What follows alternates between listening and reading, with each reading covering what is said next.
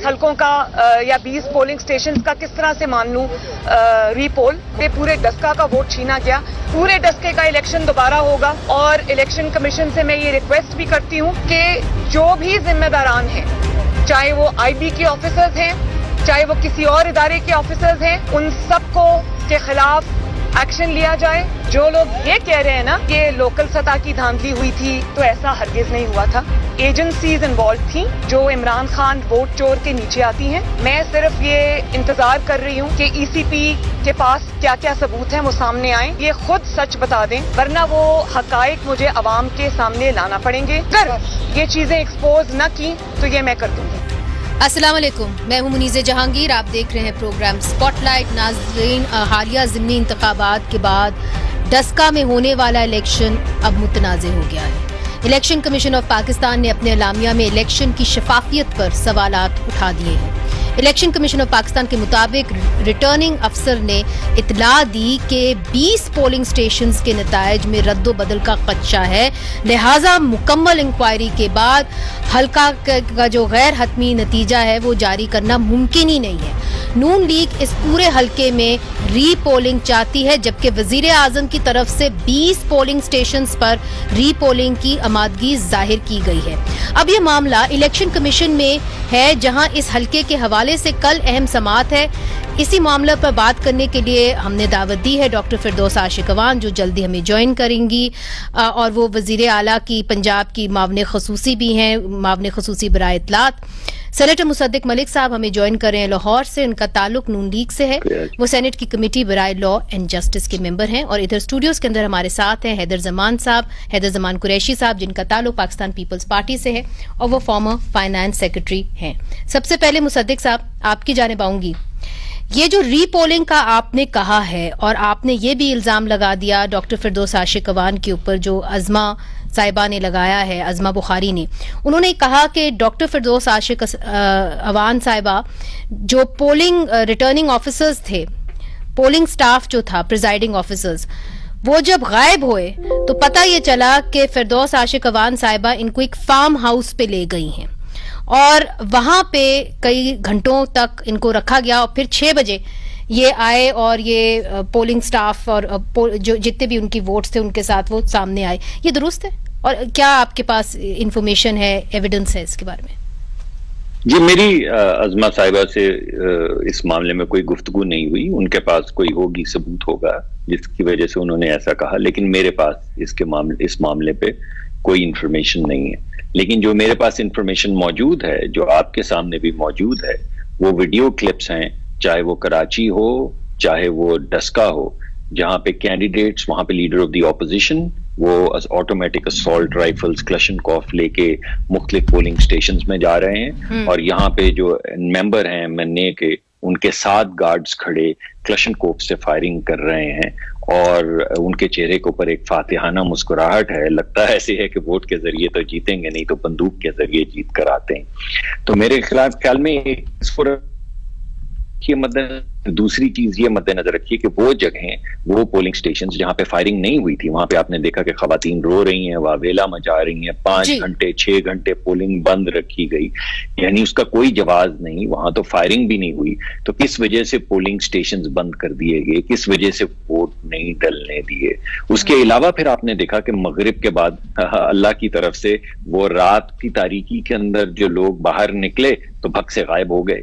अच्छा। और वो सारी रात गायब रहे, ना सिर्फ गायब रहे मगर बल्कि धुंध इतनी थी कि उनके टेलीफोन बंद हो गए, उनके व्हाट्सएप बंद हो गए, बल्कि धुंध इतनी थी कि ना सिर्फ उनके बंद हो गए बल्कि DSP साहब के टेलीफोन व्हाट्सएप बंद हो गया, SP साहब का व्हाट्सएप टेलीफोन बंद हो गया, IG साहब का व्हाट्सएप टेलीफोन बंद हो गया, चीफ सेक्रेटरी साहब का 3:30 बजे तक बंद रहा व्हाट्सएप और टेलीफोन। फिर वो शायद तहज्जुद के लिए उठे और उन्होंने एक फोन सुना और उसके बाद फिर उनका फोन बंद हो गया। फिर जब फजर के वक्त लोगों ने उठ के बाद जमात दुआ मांगी कि या अल्लाह ये बरामद करो इलेक्शन के रिजल्ट्स कहाँ चले गए, तो फिर वो लोग नमूदार हुए मगर आरओ की अपनी रिपोर्ट के मुताबिक उसके रिजल्ट्स बदल दिए गए हुए थे। आरओ की रिपोर्ट के मुताबिक बाकी हलकों में जो रेट था पोलिंग का और इन हलकों में जो रेट का पोलिंग था उसमें जमीन आसमान, दुगने से ज्यादा का फर्क था। ठीक है, इसके ऊपर हम आते हैं मुसद्दिक साहब। अलाउ मी, डॉक्टर फिरदौस साहिबा ने भी हमें ज्वाइन कर रही है। डॉक्टर साहिबा, जो अज़मा बुखारी साहिबा ने एक इल्जाम लगाया, उन्होंने कहा कि जितने भी प्रिजाइडिंग अफसर थे उनको आप लेके गई एक फार्म हाउस पे और वहां पे वो रहे, जिसके नतीजे के अंदर जब वो वापस आए, नमूदार हुए, तो इलेक्शन रिजल्ट ही बदले हुए थे। बिस्मिल्लाहिर्रहमानिर्रहीम। पहले तो मैं आपकी शुक्रगुजार हूँ, माजरत खां तो मैं लेट ज्वाइन कर रही हूँ। इससे पहले मैं और मुसद्दिक साहब किसी एक प्रोग्राम में भी इकट्ठे ही थे और ये सारी राम कहानी अलफ लैला की दास्तान मुसद्दिक साहब ने वहां पे भी सुनाई है। लेकिन अज़मा बुखारी की बात का मैं इसलिए जवाब नहीं दूंगी कि ना वो 3 में ना 13 में एक सियासी यतीम कनीज़े दोइम बन के हमेशा झूठ को प्रमोट करती रहती हैं, झूठ बोलती हैं, हकायक को मसाख करती हैं और ये बेबुनियाद मन गढ़ंत जो प्रोपेगेंडा उन्होंने किया, उन्हें मैं चैलेंज कर रही हूँ आपके चैनल से कि मेरे हवाले से जो उसने बात की है, अगर उसके पास इसका कोई सबूत है तो वो ले आए, आपके चैनल में दे दे, सोशल मीडिया में दे दे, किसी जगह पे वो किसी इलेक्ट्रॉनिक मीडिया में दे दे। और अगर वो नहीं ऐसा करेगी तो फिर उसके तमाम वो कारस्तानियां, वो झूठ पे मबनी उसका सारा एक स्याह मकरू चेहरा जो है वो मैं सामने लाऊंगी। और मैं नहीं चाहती हूं कि वोमन वर्सेस वोमन को मैच चले, मैं आइडियोलॉजी वर्सेस आइडियोलॉजी लेके चलना चाहती हूं। और वो बेहतर है कि वो फिलफौर ये काम करे। अगर उसके पास कोई ऐसी हकीकत है, कोई वीडियो, कोई डॉक्यूमेंट, कोई ऐसा हकायक के साथ जुड़ा कोई प्रूफ है तो वो सामने लेके आए, अदरवाइज माफी मांगे और तौबा करे, कानून को हाथ लगाए।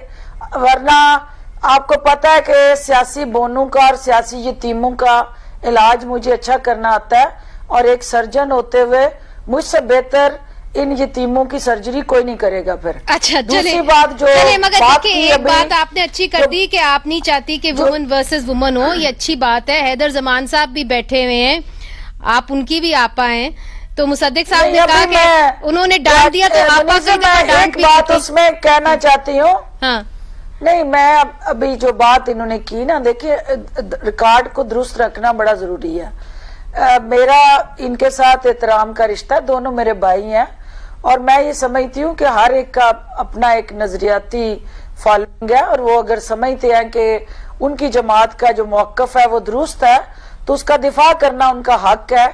लेकिन हकायक को सही बयान करना मेरी जिम्मेदारी है और मेरा फर्ज भी है।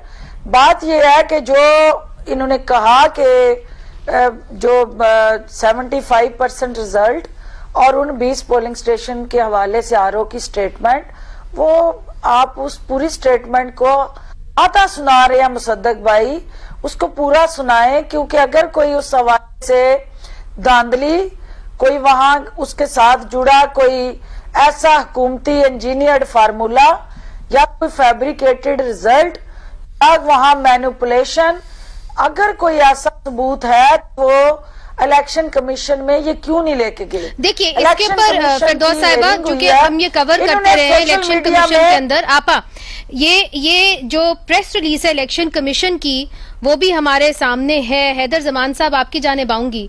देखिए, जो मामलात हुए हैं डस्का के अंदर, उसके बाद आपकी लीडरशिप से एक बयान मेरा सिर्फ मुनीज़े एक बात मैं कहना चाहती हूँ कि वो सिर्फ ये पूछ लें मुसद्दिक साहब से कि इतने जो वाज़ेह सबूत हैं धांधली के आपके पास, तो इलेक्शन कमीशन की हियरिंग कल भी है, वहाँ ले जाए मीडिया में। ठीक है, वो उनसे पूछेंगे, आप वो उनसे पूछेंगे को चार्जशीट करें वहाँ। मगर चूंकि आपके दूसरे भाई हैदर जमान साहब को अभी तक मौका नहीं मिला तो उनसे भी बात करते हैं। हैदर साहब, देखिए, जो आपकी लीडरशिप का बयान आया वो आया कि जो भी इस्टेब्लिशमेंट है वो न्यूट्रल रहेगी सेनेट के इलेक्शंस में, मगर इंतजामिया की तरफ से जो इलेक्शन कमीशन का एक प्रेस रिलीज है उसके अंदर उन्होंने ये कहा है, ये मामला इंतजामिया और कानून नाफिज करने वाले इदारों की कमजोरी लगती है। उनकी प्रेस रिलीज इस जुमले के ऊपर खत्म हो जाती है। बिस्मिल्लाहिर्रहमानिर्रहीम। बहुत शुक्रिया मुनीज़े। मैं समझता हूँ कि जो आपने इंट्रो दिया और जो बातचीत हुई उसको आगे बढ़ाने की कोशिश करूँगा। देखिए, हमें कानूनी पहलू को और सियासी पहलू को ज़रा मुख्तलिफ अंदाज से देखना है। जहाँ तक आज चेयरमैन बिलावल साहब की और गिलानी साहब की जो बात की, उन्होंने सेनेट के इलेक्शंस के हवाले से की और उन्होंने कहा कि बज़ाहिरन प्राइम फसाए माहौल ऐसा लगता है कि कोई एक्सटर्नल फैक्टर इन प्ले नहीं है। लेकिन आपको पता है कि इलेक्शन की बहुत सारी स्टेजेस हैं। जब तक फाइनल प्रोसेस कंप्लीट नहीं हो जाता, इस पे हतमी राय नहीं दी जा सकती। जहाँ तक बाई इलेक्शंस की बात है, बाई इलेक्शन और ख़ुसूसन डस्का के हवाले से देखिए, यहाँ पे दो चीज़ें हैं। एक है इलेक्शन के दिन करप्ट एंड करप्ट प्रैक्टिसेस जो इलेक्शन एक्ट के तहत हैं और जो इलेक्शन कमीशन की जिम्मेवारी है एक फ्री फेयर ट्रांसपेरेंट इलेक्शन करवाना अपने आरओज़ के ज़रिए, और उस दिन तमाम administration, IG, chief secretary and तमाम जो इदारे हैं वो इलेक्शन कमीशन के मातहत होते हैं। अब ये बात बिल्कुल दुरुस्त है कि इल्ज़ाम है धांधली का, लगते हैं हर इलेक्शन में लगते हैं। यहाँ पे इल्जाम नहीं है, यहाँ पे लोग गायब हुए हैं। यहाँ पे देखिए, लोग नहीं गायब हुए, यहाँ पे इलेक्शन कमीशन का जो अमला है। जी बिल्कुल। देखिए, ये ऐसे ही है कल को कि पोलिंग स्टेशन भी गायब हो जाए, गोस्ट पोलिंग स्टेशन बन जाए कहीं पे, तो ये जमातें कैंडिडेट इल्जामात लगाते हैं। लेकिन यहाँ पे एक रिटन डॉक्यूमेंट आ गया, रिप्रिमांड कर रहा है, चार्जशीट, और मैं समझता हूँ ये एक बहुत बड़ी मुजरिमाना गफलत है। और प्राइम मिनिस्टर साहब ने यकीनन अपने अंदाज में ऑफर किया है, और मलिक साहब और मरीम नवाज साहिबा ने जो बात की वो अपनी जगह है। लेकिन हमें थोड़ा इसको कानून की नज़र से भी देखना है कि एक कंटेस्टिंग कैंडिडेट जब एक एप्लीकेशन फाइल करता है आरओ के सामने कि मुझे इन पोलिंग स्टेशंस पे खतरा है, ये सेंसिटिव हैं, या यहाँ पे ये करप्ट प्रैक्टिसेस हुई हैं, तो उसका तो जो क्लेम है उन पोलिंग स्टेशंस की हद तक होता है। अब उसके अलावा इलेक्शन कमीशन का अपना अमला गायब हो गया, कहाँ गया? मैं समझता हूँ इस डिबेट में नहीं जाना चाहिए, क्योंकि अगर इस पे इंक्वायरी होती है, और मैं समझता हूँ हमें उजलत में इल्जामात नहीं लगाने चाहिए। जियो फेंसिंग टेक्नोलॉजी आज मौजूद है, वो अफसरान जो लेकर गए, इंक्वायरी करेगा कौन?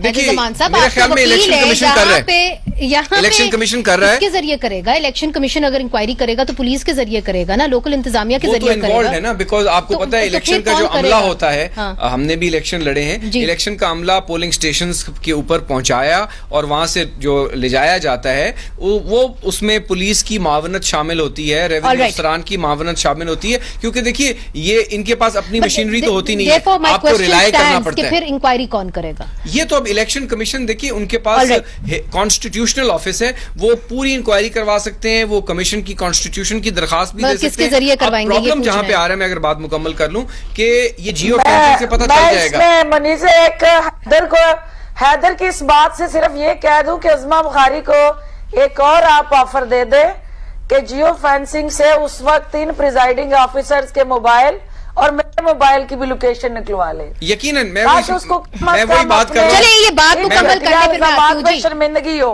मैं वही बात कर रहा हूँ कि आज हम टेक्नोलॉजी के दौर में ये चीजें वाज़ेह हो सकती हैं कि कौन सही बात कर रहा है, कौन गलत कर रहा है, लेकिन जो अहम तरीन बात है वो ये है कि इलेक्शन कमीशन के ऊपर अब बड़ी जिम्मेवारी है। क्या पूरा का पूरा इलेक्शन नल एंड वॉइड हो सकता है? कानून में गुंजाइश है कि अगर करप्ट प्रैक्टिसेस हैं और इस तादाद में हुई हैं कि वो मटीरियली इफेक्ट करेगा, और आपको पता है कि यहाँ मार्जिन ऑफ विक्ट्री जो भी क्लेम किया जा रहा है वो अगर नैरो है तो, और 20 पोलिंग स्टेशन बहुत पोलिंग स्टेशन है, तो ये इलेक्शन कमीशन का नोटिस लेना लगता है कि हो रही है। और मैं समझता हूं कि इसमें रीपोल की गुंजाइश निकल सकती है। रीपोलिंग की गुंजाइश की बात जो है वो हुई है इलेक्शन कमीशन के अंदर, कल उनकी फिर सुनवाई है।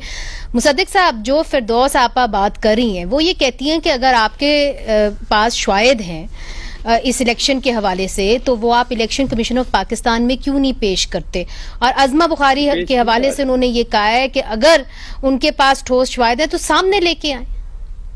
जी, एक तो अज़मा बुखारी साहिबा का तो मैंने आपको बता दिया, मेरी उनसे बात नहीं हुई।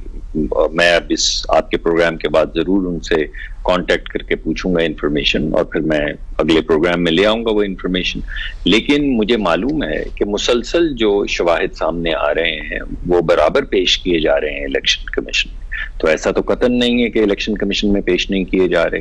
और मिसलेनियस जो एप्लीकेशन होती है उसके साथ जो जो सबूत आता जाता है वो अपेंड होता जाता है। और आपने खुद देखा कि चीफ इलेक्शन कमिश्नर साहब जो हैं उन्होंने जियो फेंसिंग के मुतालिक पूछा वहां पे, जब ये उठाए गए आरओ के सामने, तो उन्होंने कहा कि कहाँ है वो रिपोर्ट भैया, आपने पता नहीं किया, आप क्या कर रहे हैं।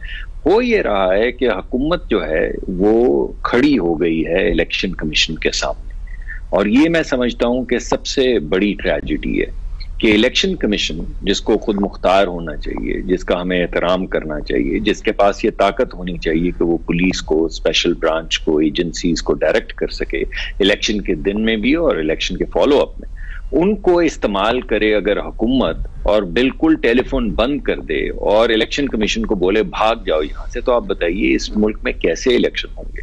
आप बताइए। नहीं, ये जो बात आपने कही है ये बड़ी अहम बात। सद्दिक साहब बात कर सकते हैं? जी, इसको प्लीज आप रिस्पॉन्ड करें, क्योंकि जो वो बात कह रहे हैं इलेक्शन कमीशन की जो प्रेस रिलीज है, लामिया है, उसके अंदर भी उन्होंने कहा कि जी चीफ सेक्रेटरी को उन्होंने फोन किया तकरीबन 3 बजे सुबह और फिर उसके बाद उन्होंने फोन ही अपना बंद कर दिया। मनी से बात यह है कि ये जिस पाकिस्तान की बात कर रहे हैं कि जहां पे अदारे जो हैं वो हुकूमती असर रसूख में है, उस पाकिस्तान से, उस सोच का पाकिस्तान के अवाम सफाया करके नए पाकिस्तान को जन्म दे चुके हैं, जहां अदारे आजाद हैं, खुद मुख्तार हैं और इलेक्शन कमीशन का जो रेगुलेटरी रोल है वो बाख्तियार है।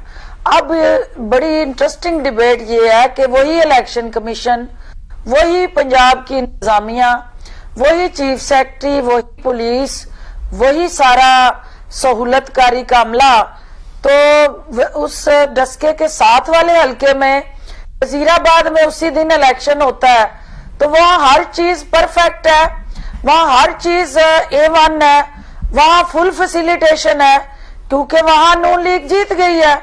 और जहां नून लीग हार गई है वहां पे अमले के हवाले से भी सवालिया निशान आ गए। वहां पे आरओ का कंडक्ट जो चैलेंज हुआ है उस पे कोई काम करने के लिए तैयार नहीं। मगर डॉक्टर साहिबा सिर्फ मुझे एक सवाल का जवाब दे दीजिए, क्या हुकूमत ने, आप चूंकि पंजाब हुकूमत की तर्जुमानी कर रही हैं, मुझे बताइए कि क्या पंजाब हुकूमत ने इंक्वायरी बिठाई, इनसे पूछा, जितने भी रिटर्निंग अफसर हैं जिसके अंदर से 20 गायब हुए और 13 सिर्फ इंक्वायरी के सामने आए जो इलेक्शन कमीशन ने लॉन्च की, क्या आपने उनसे पूछा या जानने की कोशिश की कि आखिरकार आप गए कहाँ, और जो पुलिस वाले हैं उन्होंने क्यों नहीं अपने फोन उठाए, जो चीफ सेक्रेटरी हैं उन्होंने क्यों सुबह के 3 बजे अपना फोन उठाया उसके बाद बंद कर दिया? ये तो बुनियादी सवालात है ना जी। अब मुनीज़े सुन लो ना, जवाब सुन लें आप जरा। पहली बात तो ये है कि ये रिटर्निंग ऑफिसर नहीं है, ये प्रिजाइडिंग ऑफिसर्स हैं। जी सॉरी, प्रिजाइडिंग ऑफिसर जो होता है उसके पास जो है वो मजिस्ट्रेट के इख्तियारात होते हैं, और वो मजिस्ट्रेट के इख्तियारात एक्सरसाइज करता है। कोई प्रिजाइडिंग ऑफिसर जो है इलेक्शन कमीशन के SOPs हैं कि वो इंडिविजुअली ट्रेवल नहीं करेगा without the custody of police. और वो ये आपको किसने कहा कि वो 20 लोग जो थे वो अगवा हो गए थे, गायब हो गए थे? ये किसने कहा? ये नैरेटिव, ये देखिए ना, ये इलेक्शन कमीशन का इस वक्त जो हमारे सामने प्रेस रिलीज है, इसके अंदर मैं आपको पढ़ के सुना देती हूं। यही वो सवालिया निशान है, नहीं यही वो सवालिया निशान है जिसपे हमारा कंसर्न है। हम ये कह रहे हैं कि ये लोग जो है, जो 20 के करीब प्रिजाइडिंग ऑफिसर्स हैं, इन्होंने अपना रिजल्ट जो है वो व्हाट्सएप किया अपने आरओ साहब को, और नहीं डॉक्टर साहिबा पता कलामी माफ, उन्होंने बल्कि नहीं किया। जब उनसे इंक्वायरी की गई तो उन्होंने कहा कि हमारी फोन बैटरी, तमाम जितने भी 13 लोगों से इंटरव्यू हुआ, उन्होंने कहा कि जी हमारी फोन बैटरी लो हो गई थी, यकदम सबकी फोन बैटरी भी कम हो गई। मुझे ये बताए ना, ऐसे नहीं है ना। देखिए 360 पोलिंग स्टेशन है, 360 पोलिंग स्टेशन में 20 पोलिंग स्टेशन पे ही हमने उन 20 प्रिजाइडिंग ऑफिसर्स को ही क्यों गायब करना था? और उसमें हम इतने नालायक लोग हैं कि हमने गायब करके उसमें से 4 पोलिंग स्टेशन पे नून लीग को जिताना भी था, और उसके बाद जो बाकी के 16 हैं वो हमने वो गायब करने थे लोग जहां 2018 में पीटीआई पहले जीत चुकी हुई है, और जो हमारा सिटिंग कैंडिडेट है अली असजद मली, उसकी घर की यूनियन काउंसिल है। मुझे ये बताएं कि कभी आज तक आपने ये सुना, आप कंपैरिजन कर लें नून लीग की कैंडिडेट के घर की यूसी का, अली असजद मली के घर की यूसी का, हमेशा जहां से कैंडिडेट होता है वहां टर्न आउट। जी, मेरा ख्याल है फिरदौस साहिबा का जो आवाज है इस वक्त हमें सही तरीके से सुनाई नहीं दे रही। छोटा सा वक्फा लेते हैं, मगर जो उन्होंने सवाल उठाया है वो ये उठाया है कि क्यों उन्हीं 20 प्रिजाइडिंग अफसर्स को एक तरीके से जो वो कहते हैं गायब कर दिया गया, या धुंध में वो अपने जो रास्ता है वो ढूंढ नहीं पाए, क्यों नहीं कि बाकी पोलिंग स्टेशंस के अंदर पोलिंग जो है वो अपने वक्त पर हुई। ये सवाल उन्होंने उठाया है, ये हम पूछेंगे वक्फे के बाद। वेलकम बैक नाजरीन। हैदर साहब, फिरदौस आशिक अवान साहिबा ये कह रही थी कि क्या वजह है कि डस्का के अंदर ही अगर धांधली होनी थी तो फिर डस्का में ही क्यों हुई? वजीराबाद के अंदर भी इलेक्शन हुआ, फिर वजीराबाद में भी हो सकती थी, और इन 20 पोलिंग स्टेशंस पर ही क्यों हुई? देखिए, ये एक अहम नुक्ता है जो उन्होंने उठाया, क्योंकि इलेक्शन कमीशन की जो प्रेस रिलीज़ है वो यकीनन डस्का के हवाले से है, और इलेक्शन कमीशन से शायद ये वजाहत लेनी पड़ेगी एट सम स्टेज, या जिस तरह प्रोसीडिंग्स हो रही हैं, कि क्या उस दिन वजीराबाद में कोई कम्युनिकेशन भी हुई है between the RO in Wazirabad. Complaints आती हैं, कम्युनिकेशन होती है, एक्सेसिबिलिटी होती है, पुलिस के लोग को राब्ते में थे, क्योंकि ये एक सवाल बनता है। लेकिन मैं एक बात उन्होंने की कि देखिए, तमाम इदारे आज़ाद हैं, तमाम इदारे एक पेज पे भी एक हमने मंत्रा सुना, लेकिन ये एक ऐसी अजीब व गरीब रात थी दस्का की कि अंधेरा भी था, धुंध भी थी, और धांधली का इल्ज़ाम भी है। तो ये एक अंधाधुंध धांधली की रात है कि 20 के 20 लोग यकमुश्त अगवा हो गए और 12 घंटे बाद यकमुश्त बरामद हो गए।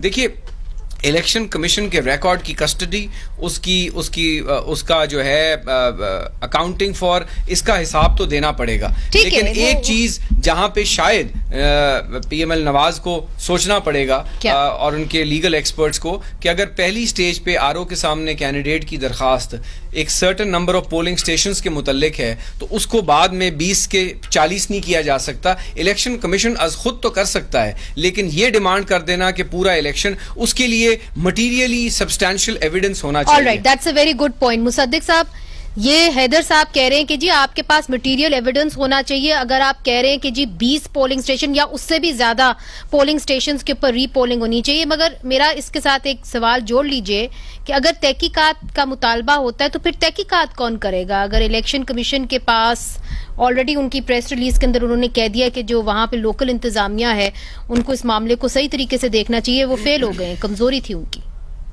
जी, ये सवाल तो मैं अपनी पिछली, जब आपने मुझे मौका दिया तो मैंने ये उठाया है कि इस हुकूमत का जो इस वक्त रवैया है, उस रवैये के सामने तो बिल्कुल वो फासिकाना रवैया है कि किसी इदारे, किसी की जुरिस्डिक्शन नहीं, हुकूमत खड़ी हो जाए और बोले कि हम नहीं मानते, कहीं लिखा होगा कानून में। ये बिल्कुल वही रवैया है जो वो, मैं समझता हूँ ये बिल्कुल जो सुप्रीम कोर्ट में जो गए हैं प्रेसिडेंशियल ऑर्डिनेंस लेके, ये वही रवैया है। ये कोशिश कर रहे हैं कि कोई एलएफओ आ जाए, कोई नजरिया जरूरत को प्रेशर डाला जाए, मगर अदालत डालते हैं, हमें कभी यकीन भी है और उम्मीद भी है कि यील्ड नहीं करेंगी। मगर क्या पीएमएलएन को यकीन है कि जिस तरह पाकिस्तान पीपल्स पार्टी बार बार कह रही है कि जी हम समझते हैं कि एस्टैब्लिशमेंट न्यूट्रल रहेगी, क्या आप भी समझते हैं, पाकिस्तान मुस्लिम लीग नून भी समझती है कि इलेक्शंस जो आने वाले हैं सेनेट के, उसके अंदर एस्टैब्लिशमेंट न्यूट्रल रहेगी? जी, मेरे ख्याल में the proof is in the pudding.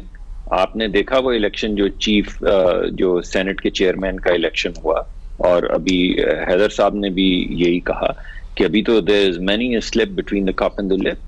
तो अभी तो ये सेनेट के इलेक्शंस आएंगे और जो रवैया होगा वो सामने आ जाएगा, जो इंटरफेयर करेगा वो भी सामने आ जाएगा। राइट। अगर आप तरह आपने शाम की धुंध में ये तमाम लोग गायब हो गए हैं, या जिस तरह जहां फायरिंग नहीं हुई वहां पे भी लोगों को वोट नहीं डालने दिया गया, तो जो रवैया होगा वो सबके सामने आ जाएगा और फिर तारीख फैसला करेगी कि कौन इसमें सालसी था और कौन इंटरफेयर था। डॉक्टर साहब, यही सवाल मैं आपसे करती हूँ और मुख्तसर सा जवाब दीजिएगा, चूंकि वक्फा फिर से आ गया है, कि आप क्या समझती हैं जिस तरह पाकिस्तान पीपल्स पार्टी कहती है? मैं बाद में जवाब दूंगी। नहीं, पीपल्स पार्टी का जो मौकफ है कि वक्फा लें पहले, चले वक्फा लेते हैं, क्योंकि आप जो मैच फिक्स करके खेल रही हैं नहीं, ये मैच फिक्स नहीं है, जो वक्त है वो फिक्स है, और अनफॉर्चुनेटली कमर्शियल ब्रेक हमारी मजबूरी है, जिस तरह और चीजें आपकी मजबूरी है। तो हम वक्फा लेते, वक्फे के बाद हाजिर होते हैं।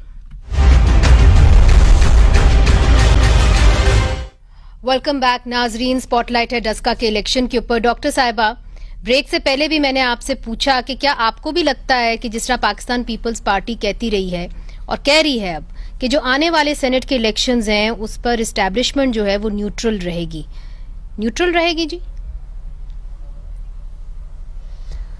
आपके सवाल से पहले जो मेरे पार्टिसिपेंट्स हैं, मैं उनके उस पर कमेंट्स करना चाहूंगी। पहली बात तो ये है कि जो आपने कहा कि पंजाब की इंतजामिया और ये सारे एक गठजोड़ और अमले को अगवा करना, और ये मैं हैदर साहब से ये पूछना चाहूंगी कि एक आरओ है जो डस्का में इलेक्शन करा रहे हैं, एक आरओ साहब हैं जो वजीराबाद में इलेक्शन करा रहे हैं, एक आरओ साहब हैं जो कराची में इलेक्शन करा रहे हैं मुख्तलिफ सिंध हुकूमत के अंदर हलकों में। तो वहां सिंध के अंदर आरओ साहब अगर किसी अपोजिशन के जमात का एमपी आता है तो उसको पुलिस को बुला के वहां उस हलके से बदर करवाते हैं, गिरफ्तार कराते हैं। एक आरओ साहब हैं जिनकी नाक के नीचे राना सनाउल्लाह और पूरी पीएमएलएन की लीडरशिप प्रेस कॉन्फ्रेंस करती है, फिर वहां से उठ के वो दोबारा वजीराबाद जाके प्रेस कॉन्फ्रेंस करते हैं कैंडिडेट को साथ बिठा के, और वो आरओ साहब टस से मस नहीं होते। फिर उसी आरओ दफ्तर में रात को सारी लीडरशिप बैठ के इलेक्शन की जो वोट की सिक्रेसी है उसको ब्रीच करती है, और फॉर्म 45 उनकी प्रेजेंस में वीडियोस बनती हैं, और तमाम जो उनके आरओ के दफ्तर के अंदर आने वाला रिजल्ट है वो सारे का सारा नून लीग के हाथों में दिया जाता है। तो ये आरओ और उन आरओ में क्या फर्क है, उसका कस्टोडियन कौन था? अब वो इलेक्शन कमीशन जिन हकायक की तरफ आप निशानदेही कर रही हैं, हम उससे पहले उस आरओ को उन कंडक्ट को मतनाजा बना चुके थे, हमारे तहफुजात थे। अच्छा, दर्जनों एप्लीकेशंस आरओ के कंडक्ट पे हम इलेक्शन कमीशन को दर्ज करवा चुके थे। ठीक है, हैदर साहब से पूछते हैं जी, कमीशन आपका सवाल है आरओ साहब ने कोई एक्शन लेते, उन्होंने बताया, जो आरओ ने बताया इलेक्शन कमीशन ने उसकी बुनियाद पे प्रेस रिलीज इशू की। जी हकायक नहीं बताए जी हैदर साहब। हकायक ये है कि उस हल्के के अंदर जी फिरदौस साहब, कुछ गलत हैदर साहब इसका जवाब देते हैं, और अगर हुआ तो इलेक्शन कमीशन के फैसले के मुताबिक हम उस फैसले को कबूल करेंगे। जी जी, उनसे पूछते हैं। इलेक्शन कमीशन का जो किरदार है, इलेक्शन कमीशन के जो आरओज का किरदार है, उस पर आप यकीनन बात कर सकती हैं, लेकिन जो सिंध में वाकया हुआ वहाँ हलीम आदिल शेख साहब का जिक्र कर रही हैं, वो दंदनाते हुए दुनिया ने देखा, असला लहराते हुए उन्होंने वहाँ पे जो काम किया वो इलेक्शन लॉज की वायलेशन है। उसके बावजूद पुलिस हरकत में नहीं आई जब तक आरओ ने उनको कहा कि इनको बेदखल किया जाए इस कॉन्स्टिट्यूंसी से। हाँ, उनके ऊपर 2-3 और FIRs थी। अगर कोई चीज गलत हुई है, अदालतें आपके पास मौजूद है, आरओ के खिलाफ अब बात कर लेने देना। अब आरओ के खिलाफ अगर आपको एहतजाज है और इन आरओ के खिलाफ भी है तो अदालतों में जाएं, इलेक्शन कमीशन में जाएं, अदालतें आजाद हैं। इलेक्शन कमीशन को आपने आजाद और मजबूत कर दिया है। आपकी meaningful and purpose oriented consultation के बाद चीफ इलेक्शन कमिश्नर लगे। आप बिल्कुल अपने मौजूद है। मुसद्दिक साहब भी हैं। देखिए, इस वक्त वजीर आजम जो हैं वो श्रीलंका में हैं, मगर श्रीलंका के अंदर डॉक्टर साहिबा एहतजाज हुआ है, वहां के मुसलमानों ने, अक़लियतों ने एहतजाज किया है, चूंकि उनका कहना है और इल्जाम है श्रीलंकन हुकूमत के ऊपर कि उन्होंने जबरी तौर पर कोरोना से फौत होने वाले मुसलमानों की मैयतों को जलाया है, जिस पर वहां की मुस्लिम कम्युनिटी सरापा एहतजाज है। और आज उन्होंने श्रीलंका की हुकूमत के खिलाफ एहतजाज भी किया है। और वहां पर कहा जाता है, मुसद्दिक मलिक साहब, कि वजीर आजम राजपाक्से ने वजीर आजम इमरान खान को तब इनवाइट किया जब अक़वाम मुत्तहिदा के अंदर श्रीलंका के खिलाफ अभी कुछ ही दिनों के अंदर एक करारदाद पास होने लगी है इस चीज को कंडेम करने के लिए, और वो वजीर आजम इमरान खान के दौरे को इस्तेमाल करना चाहते हैं ताकि OIC के ऊपर प्रेशर डालें कि इस करारदाद के खिलाफ OIC के मेंबर स्टेट्स, मुसलमान मेंबर स्टेट्स वोट डालें। तो इस पे आप क्या कहेंगे? देखिए, जब वो मुसव्वदा सामने आ जाएगा, जो मुश्तरका मुसव्वदा होता है, तो हमें उम्मीद है कि ये मुसलमानों के साथ जो सलूक किया गया है, जो इंसानी हकूक की खिलाफ वर्जी है, वजीर आजम साहब ये मुकदमा वहां पे उठाएंगे और वो जो मुसव्वदा निकलेगा वहां से जॉइंट कम्युनिके, उसके अंदर लिखा होगा कि पाकिस्तान ने अपनी रिजर्वेशंस का इजहार किया है कि आप इस तरह मुसलमानों को नहीं उनके मजहब के खिलाफ चला सकते। और मैं ये भी उम्मीद करता हूं कि भरपूर अंदाज में हुकूमत पाकिस्तान और वजीर आजम जो है वो OIC में यह मुकदमा लेकर जाएंगे और एहतजाज करेंगे, और उनकी काबीना जो है वो भी एहतजाज करेगी और OIC के जरिए इस रेजोल्यूशन को पास करवाने में श्रीलंका के खिलाफ, जहां पे मुसलमानों की वायलेशन की जा रही है, वो एक कुलीदी किरदार अदा करेंगे। ये है हमारी डॉक्टर साहिबा, जो मुसद्दिक साहब कह रहे हैं कि जी उम्मीद वो करते हैं, मगर हम चूंकि प्रेस रिलीजेस देख रहे हैं, हमारी बात भी होती रही है वहां पे श्रीलंका से में जो इंसानी हकूक की कारकुन है शिरीन सरूर से, उन्होंने कहा कि इस तरह की कोई बात वजीर आजम ने नहीं की। चूंकि आप तर्जुमान हैं, पाकिस्तान तहरीक इंसाफ की तर्जुमानी कर रही हैं, क्या वजीर आजम इस मामले को श्रीलंका में उठाएंगे? देखिए, वजीर आजम पाकिस्तान जो है हमेशा इंसान दोस्त हैं और उन्होंने हमेशा जहां के जुल्म हुआ, नाइंसाफी हुई, वो हमेशा हक के साथ खड़े हुए। यहाँ चूंकि इस इशू पे मुझे अपडेट नहीं है और मैं नहीं समझती हूँ कि मुझे उस पर कमेंट करना चाहिए, जो फेडरल गवर्नमेंट का टॉपिक और इशू है, और फॉरेन मिनिस्ट्री इस हवाले से बेहतर लाएअमल और अपना नुक्ता नजर दे सकती है। मैं इस बात पे पुरुमीद हूँ कि वजीर आजम के सामने जहां कहीं इंसानियत की तजलील और खास तौर पर मुसलमानों की, तो वो किसी सूरत भी पीछे नहीं रह सकते, वो उसमें आवाज भी उठाते हैं और हमेशा उम्मा का मुकदमा वो जुर्रत और बहादुरी से लड़ते हैं बगैर कंप्रोमाइज किए। तो इसमें भी कोई ना कोई बेहतरी और मुस्बत पेशरफ्त होगी। बहुत बहुत शुक्रिया डॉक्टर फिरदौस आशिकवान साहिबा, डॉक्टर मुसद्दिक मलिक साहब और हैदर जमान साहब, आपने हमें प्रोग्राम में ज्वाइन किया। नाजरीन, इस वक्त श्रीलंका में जबकि वजीर आजम वहां पे हैं, तो जो मुस्लिम अकलियत है उन्होंने जगह जगह मुजाहरे किए हैं और उनका मुतालबा है कि